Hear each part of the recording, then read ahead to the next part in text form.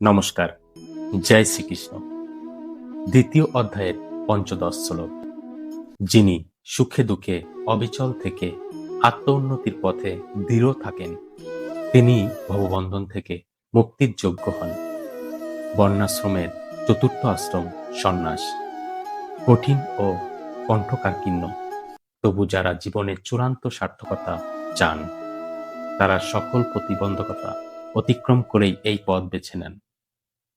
সংসারের মায়া, স্ত্রী পুত্র পরিজনের বন্ধন ত্যাগ করা অত্যন্ত বেদনাদায়ক, কিন্তু এই বন্ধন অতিক্রম করলেই আত্মজীবন পূর্ণতা পায় এবং ভগবত দর্শন সুলভ হয়।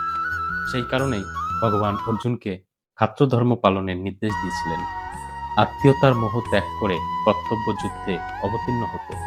ঠিক তেমনি শ্রী চৈতন্য মহাপ্রভু অল্প বয়সে স্ত্রী ও মাতাকে রেখে মহৎ উদ্দেশ্যে সন্ন্যাস গ্রহণ করেন।